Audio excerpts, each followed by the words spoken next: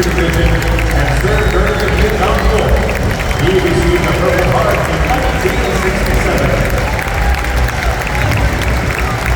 Heading up to the third class quartermaster, Larry Slater, served on the USS Liberty and was attacked on the side of Bismarck.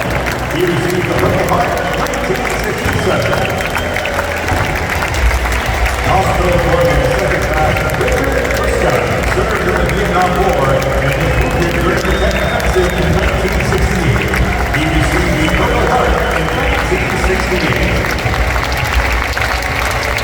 Warrant Officer 5, Walt Slott, served in Vietnam from 1967 to 1969 and went on to serve in the Gulf War and the Operation Iraq and Freedom.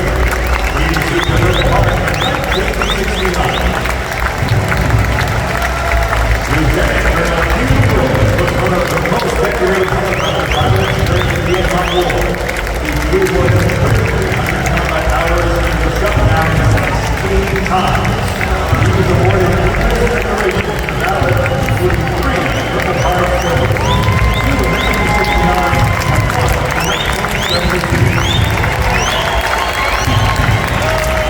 First Lieutenant Henry served as an infantry officer and advisor for the South Vietnamese Battalion. He received the Purple Heart in 1970.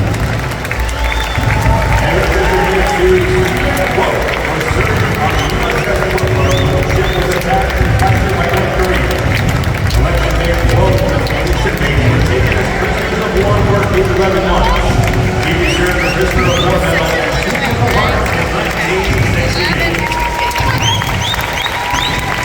Specialist for Justin Hoover was a radio operator in the 25th Infantry Division in Iraq. He received both of his Purple Hearts in 2005. Corporal Gabriel Sanchez served 3 deployments to Iraq with the Marines as a machine gunner. He received the Purple Heart in 2000.